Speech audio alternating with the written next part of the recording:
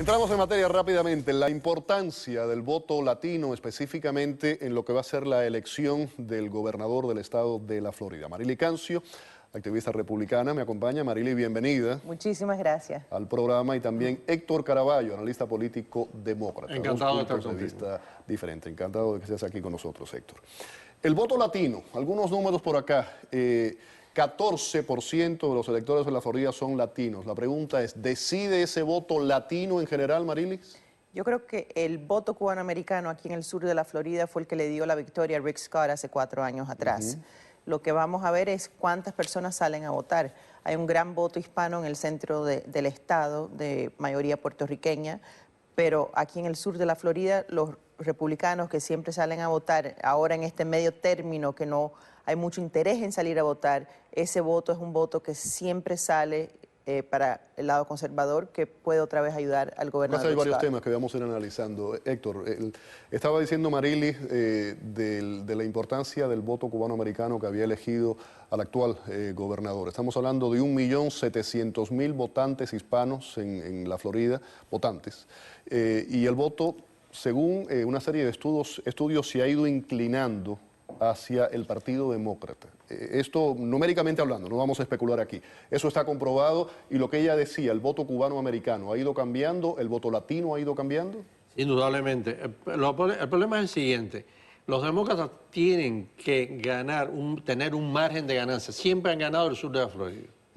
Pero para ganar la Florida tienen que salir con un margen de ganancia en el sur que compense los votos que van a perder en el norte.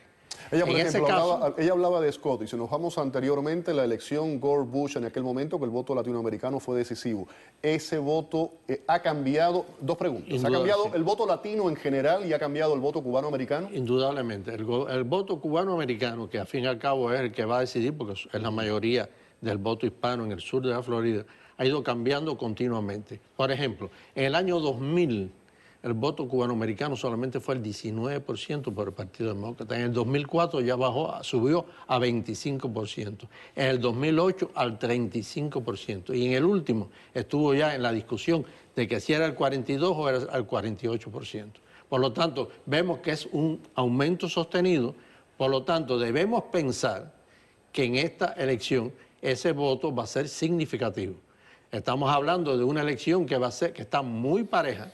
Por lo tanto, cualquier diferencia en un grupo determinado de la Florida, sobre todo con el cubano, cualquier diferencia puede ser el eje que tenga la victoria. Recordemos que Alex Sin perdió sin hacer campaña aquí en el sur de la Florida y sin embargo perdió por muy poca cantidad. No hubo muy mala campaña. Una mala campaña horrible. Porque mucha gente todavía sigue pensando que es un hombre. Sí.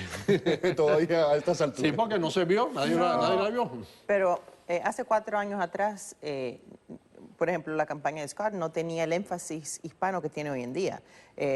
La campaña de Rick Scott tiene, en este momento, ha estado trabajando el voto hispano aquí en el sur de la Florida diariamente con mensajes en español. Oye, el índice además de aceptación del presidente Barack Obama, de los demócratas en general, ha caído y la pregunta es cómo puede influir eso, ¿no?, en un voto latino, específicamente en la Florida.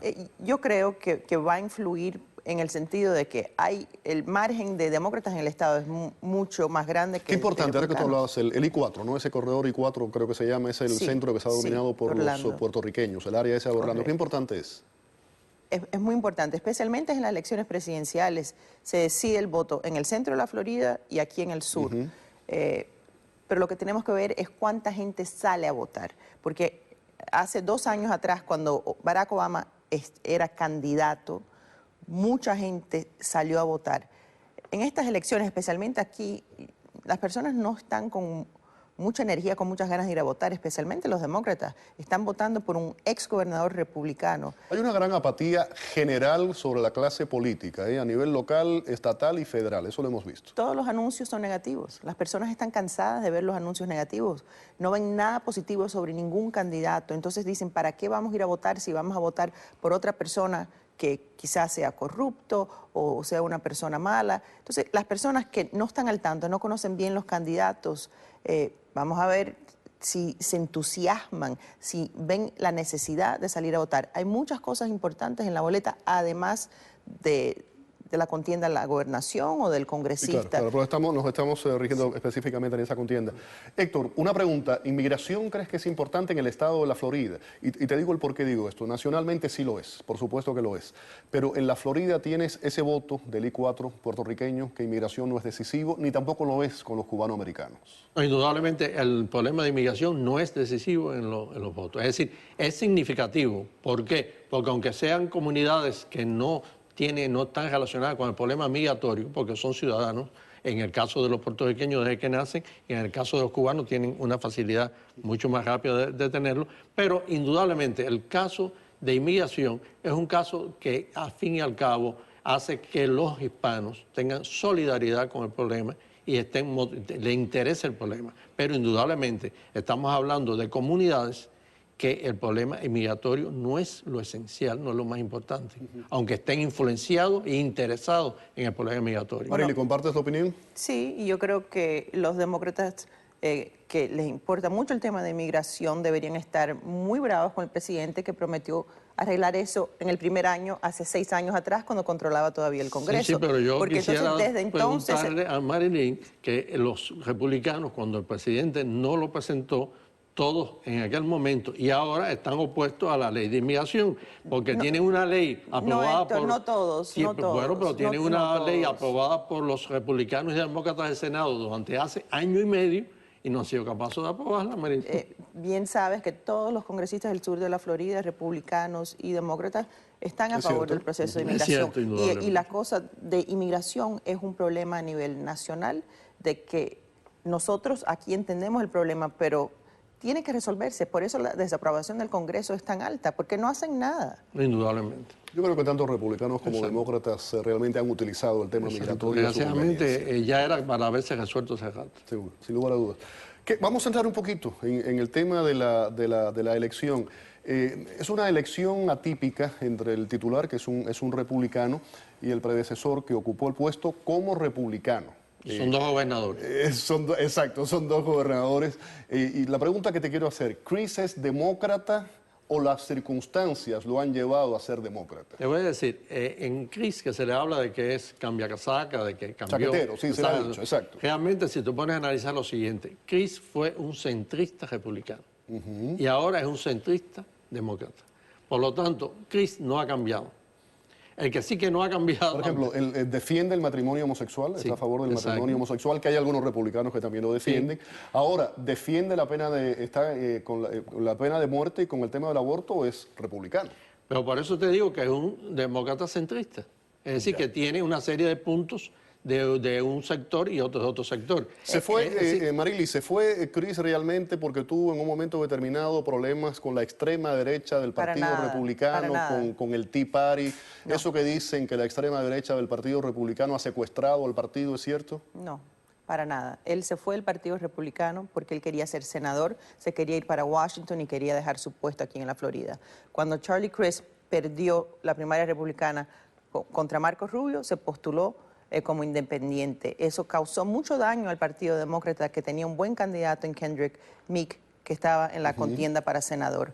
Y después de eso fue que se convirtió en demócrata. Pero en realidad Charlie Crist es Charlie Crist y él es para él lo que más le convenga. Él te va a saludar y te va a decir todo lo que tú quieras escuchar. Eso es muy político. Político. Además, me estás definiendo al político ahí. Además, eso es un fenómeno que está pasando, y tú lo sabes, todos lo sabemos, en muchos lugares de Estados Unidos en este momento. Tenemos candidatos republicanos que se sienten que el partido se ha ido demasiado, se ha vuelto demasiado conservador y no se sienten cómodos. Y te pongo un ejemplo, Jeb Bush.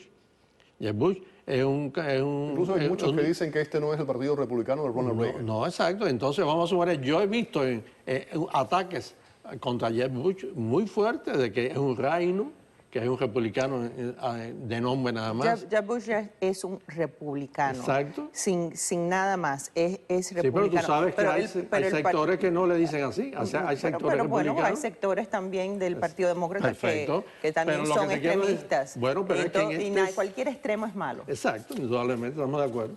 Por lo tanto, cuando ves a un político centrista cruzando de partido, tienes que pensar también, aparte de todo lo demás, de que se siente más cómodo. Pero las personas cambian de demócrata. partido, como otra persona con la cual yo estuve anteriormente hoy, cambian de partido cuando pierden las elecciones. No he conocido a nadie que haya ganado las elecciones y haya También cambiado es de muy partido. político eso que estás diciendo. Sí, Les agradezco indudablemente. a Sí, los eso dos sí, que que lo hayan tenemos estado aquí en el área también tenemos esa. que hayan estado aquí en el Gracias. programa, a los dos, muchísimas gracias. Ok, y nada, el gracias a ti. 4 de noviembre se sabe, Sí, ¿no? todavía Tiene nos la queda, razón todavía con nos todo queda. 27 días. 27 días nos Muchísimas queda gracias. todavía de análisis. Vamos a la pausa. Al regreso vamos a hablar con familiares de Israel Hernández. Ellos van a llevar personalmente el caso ante la ONU, reavivando ese debate, ¿no?, sobre el uso de la fuerza excesiva por parte de la policía en Estados Unidos. También va a ir el tema de Ferguson. Vamos a analizarlo. Quédense con nosotros.